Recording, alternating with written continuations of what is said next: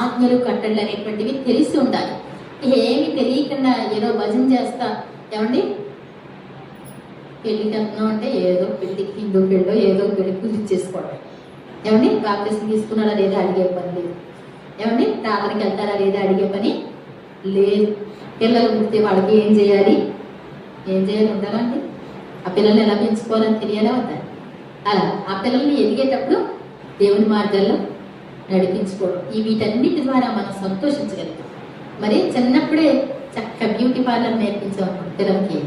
ఏమంటే ప్రార్థనలో కూర్చోబెట్టకుండా, కుటుంబ ప్రార్థనలో కూర్చోబెట్టకుండా అన్ని నేర్పిస్తే ఆ తర్వాత వాళ్ళు చేసే పనులకి వాళ్ళు ఉన్న స్థితికి ఆ తర్వాత ఏడవడమే ఉంటుందండి. ఏమండి వాళ్ళు మీకు సంతోషం కలిగించేవారిగా ఉంటారు. ఎనగా మొన్న అందమైన జీవితం అన్నదే జస్ట్ ఆన్ చేస్తే అందుట్లో చెప్తున్నారు, ఏమండి మా పాపను చాలా గారవంగా పెంచాము, మరి తను ప్రేమించి వెళ్ళిపోయిందండి, మరి చాలా కష్టంగా ఫోన్ కూడా ఎత్తట్లేదు, మీరు చేస్తే ఏమన్నా చెప్తుందేమో అని. నాకు ఈ మధ్య తెలిసింది ఒక పాల అబ్బాయి, ఆ అబ్బాయి ద్వారా అమ్మాయి కష్టంగా ఉందన్నట్టు తెలిసిందండి. అంటే సరే అని వాళ్ళు ఫోన్ చేశారు. ఫోన్ చేస్తే ఎత్తిందండి అమ్మాయి, నిజంగా అదృష్టం అన్నారు. ఫోన్ ఎత్తి ఏంటమ్మా ఎవరన్నా అన్నారా? ఎవరు లేరండి, బయట తాళం పెట్టేసి వెళ్ళారంటండి.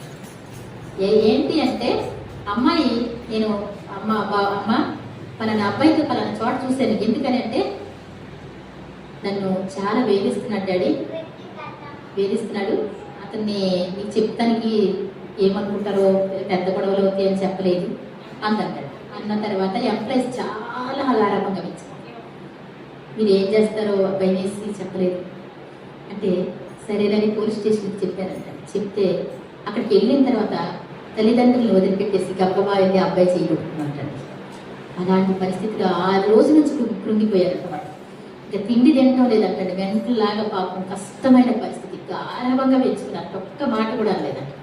ఈ అమ్మాయి బాగానే ఉంది కాబోలు అనుకున్నారు. 2 సంవత్సరాలు అయిపోయింది. ఏరా చూస్తే మరి వెళ్ళినప్పటి కాడ నుంచి స్టార్ట్ అయిపోయిందంటండి ప్యాచ్. అత్తగారు కూడా కొడద్దంటండి, ఏమంటే అన్నం కూడా సరిగా పెట్టరంటండి. మరి ఫోన్ చేయొచ్చు కదమ్మా, ఒక్కసారి ఫోన్ అయినా లిఫ్ట్ చేయొచ్చు కదా అంటే ఇప్పటి వరకు బాధ పెట్టింది చాలు అనిపిస్తున్నాను, ఇంక ఇలాగే చనిపోదాం అనిపిస్తుంది. అలా కదమ్మా, మరి నువ్వు బయటికి అడిగేయాలి. ఏమండి పిల్లలకి నేర్పించుకోకపోతే ఎలా ఉంటుందంటే ఆ మాత్రం బయటకు అడిగేస్తే మైండ్ కూడా లేదు, అమ్మాయి చెప్పే మైండ్ కూడా లేదు, బయట తాడవేసింది.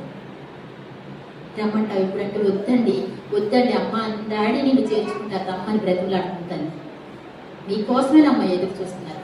ఏమండి పిల్లల్ని పెంచుకోవడం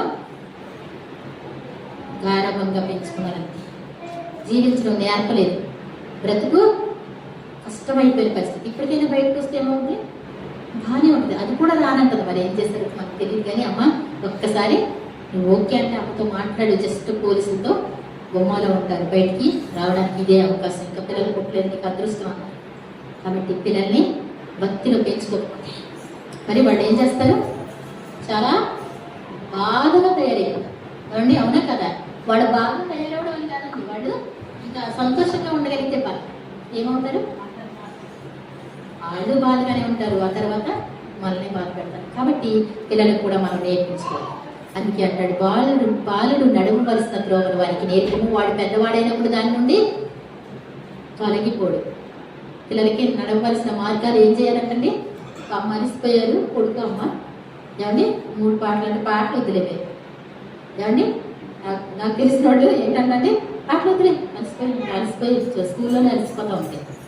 రేపు పొద్దుట చాలా డేంజర్ అండి.